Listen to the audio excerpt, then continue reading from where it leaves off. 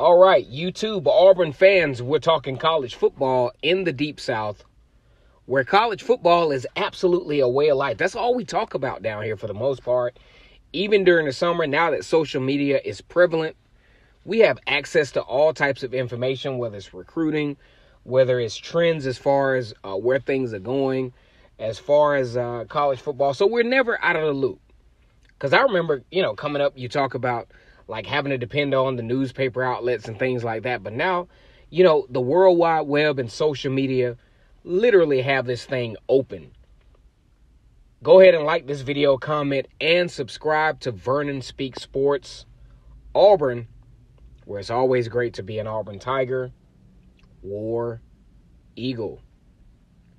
During the summer, the Ride for the Brand campaign was in full force for the Auburn Tigers, trying to push what it means to be an Auburn Tiger. I'm all for it, to be honest with you. I'm all for it. But my thing, from my standpoint, this is not to knock the Ride for the Brand campaign at all, period. But as a 2002 graduate of Auburn University, my thing is reestablishing the brand. And then you can ride for it. Okay, that's my opinion. Now, when I think about the brand of Auburn, I think of things like, because the men and women of Auburn believe in these things, I believe in Auburn and love it. I believe in it's great to be an Auburn Tiger. I believe in the Tiger Walk. I believe in, the rolling of Toomer's Corner. I believe in good, sound defense. I believe in playing above your head to win the football game or to be competitive. That's the brand of football that I'm talking about for the Tigers. And when I think about the Texas A&M game, 28-20, score doesn't indicate, in my opinion, how dominant on both sides of the football field Auburn played. It was the first time for me that I saw an Auburn team that got up 14-0, continued, and there was never any surmountable doubt as to whether Auburn was going to win the game or not. That's my version of the brand. That's what I like to see from the Auburn Tigers. So when we look at this, I like where Auburn is heading with the brand. Because when you think about a brand, you think about a brand that's not only trying to sell to its consumers, but you talk about a brand that's trying to attract new talent, just like any business. How do you attract new talent? Well, for one, an individual or prospective employee or player or whatever your role may be, you have to be able to look at the prospective company, i.e. or team in Auburn's case here. You have to see that this is a place that you would like to be. I'll use for an example. If I'm a linebacker prospecting Auburn, for the last few weeks, I've kind of liked what I've seen. I like the way KJ Britt is playing. I like the way Owen Papo and Zacoby McClain are playing. So, when I see this, I'm thinking to myself, you know what? This is something that I want to be a part of. I like the way Christian Tutt is playing. This is something that I want to be a part of. The point that I'm making for all my Auburn guys and gals tonight, when you talk about high-level recruiting, these football players now are looking at, yes, they're looking at the facilities, they're looking at the coaching staff, they're looking at a lot of different things. But they're looking at, what does my role look like with this type of team? Is it a bunch of disarray? Am I going to have to come and hero this thing? Or is it something that I can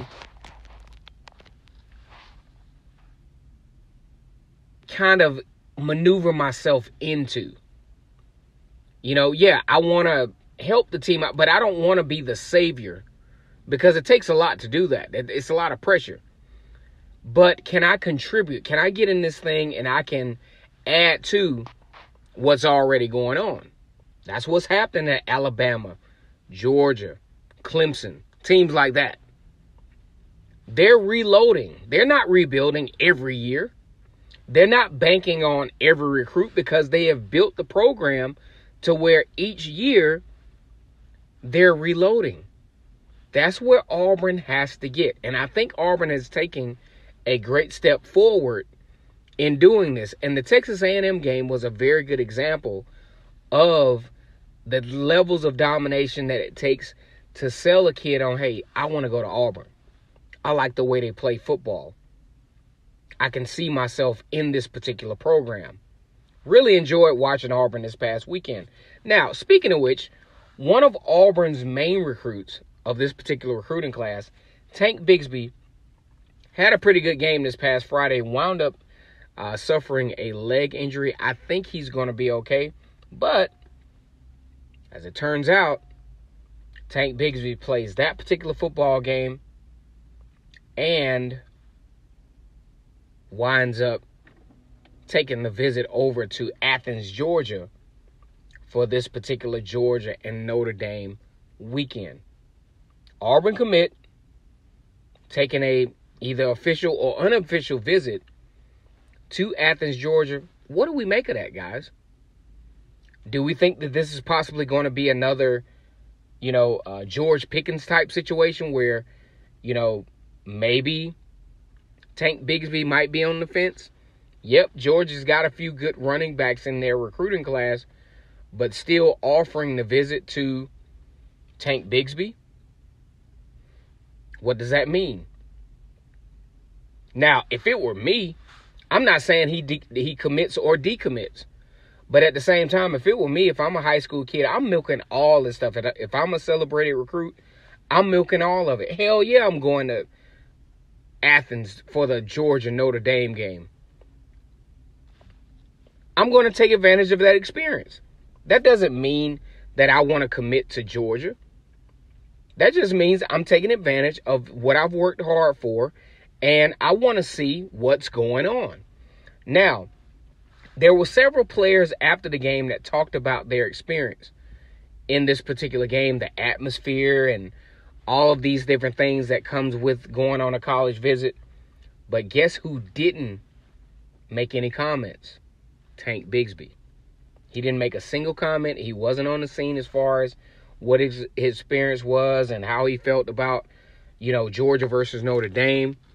That is subliminally a good sign. I think Tank Bigsby is committed to the Auburn Tigers and committed to the brand of Auburn Tigers. And plus, when you really look at it, he really stands a chance, considering all that's going on, to have an immediate impact on the running game for Auburn Tigers, if not next year, definitely in his sophomore year.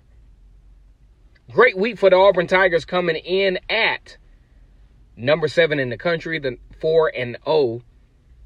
2 nice wins over ranked opponents, over Oregon and Texas A&M. I think Auburn is on to something great. Now, I'm not going to get on here and sugarcoat this thing and say, hey, Auburn is a contender, is a, a dark horse, all this other stuff. Just keep letting these guys continue to develop and continue to create opportunities for themselves, and things will happen in their favor. Auburn has a nice, manageable stretch between now and the time that they meet LSU. And let the chips fall as they may. These guys are getting better every week. They're gaining more and more confidence every week. Let's not get too ahead of ourselves. Mississippi State, although I think Auburn has recruited a little better, is in better standpoint as far as, experience, gameplay experience, success on the field so far. So I think we need to let this play out. More Mississippi State coverage coming tomorrow. We haven't talked much about Mississippi State. They are in a position to where comparatively speaking to Auburn, a little on the inexperienced side, still juggling some things at quarterback, definitely a depleted defensive line. But you got to know that Auburn is definitely playing with an edge for this game. This was the game, in my opinion, that set the tone for the rest of the season. Mississippi State started a really interesting downslide for the Auburn defense on last year, which we will elaborate on tomorrow. Kennard Vernon Stewart here, the podcast talking Auburn football. Go ahead and like this video, comment, and subscribe to Vernon Speaks Sports Auburn. It's always great to be an Auburn Tiger, War Eagle.